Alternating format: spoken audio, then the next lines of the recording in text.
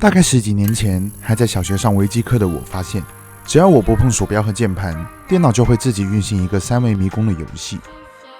后来我才知道，这是一个叫屏幕保护程序的东西。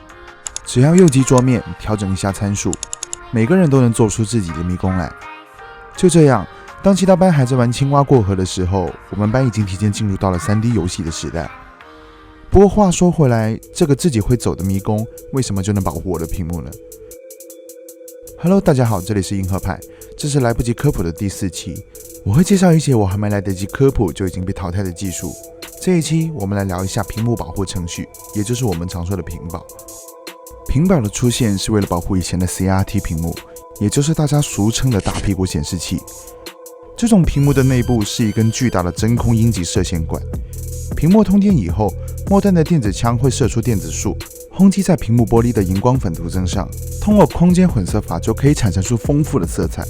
虽然每次只能轰击1个像素，但由于电子枪的轰击速度足够快，我们就能看到一个完整的画面。由于荧光粉逐渐熄灭的特性，电子枪需要不停地重复射击，因此 CRT 看起来会有一种闪烁的感觉。不过一旦 CRT 屏幕长时间停留在某个画面，它就会留下残影，这是由荧光粉的性质决定的。当某一个区域的荧光粉长时间受到同一种颜色的电子束轰击，这个区域的荧光粉就会发生荧光脆灭，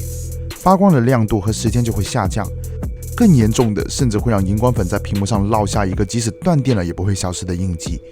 这就是我们说的烧屏。没错，那个年代的烧屏真的是烧出来的。要避免烧屏，就要让屏幕上的内容持续变化，而这就是屏保诞生的原因。1983年 IBM 的软件工程师发明了世界上第一个屏幕保护程序，它看起来十分简陋，不但有手动启动，内容也不过是几张会自己切换的纯色图片。直到几年后的 After Dark 软件的出现，屏保才进入到动画时代。虽然这款软件的售价高达$30，足足是一个 CRT 屏幕的1/10，但它的销量依然超过了当年的微软 Office。再之后就是我们开头所说的 Windows 95上内置的3维迷宫了。不断变换的迷宫场景可以让屏幕的画面一直处于运动状态，这就是3维迷宫能保护你屏幕的原因。这时候就有聪明的观众要问了，既然要保护屏幕，为什么不直接把屏幕给关掉呢？其实这是由 CRT 的特性决定的，它每次启动都需要将功率拉满，启动时的功耗甚至能达到待机时的几十倍。现在你知道为什么你小时候把屏幕开关当玩具都会被人揍了吧？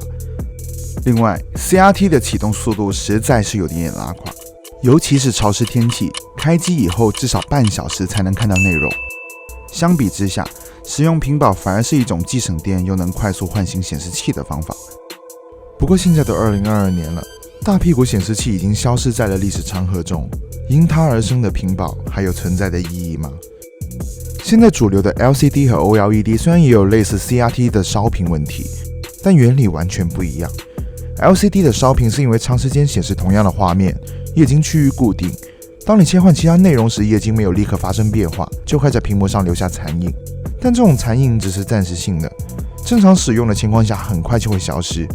而 OLED 的烧屏则是因为其寿命短的特性造成的，长时间显示同一画面就会导致这些像素点的寿命提前用完，亮度低于其他像素点，最终形成不可复原的残影。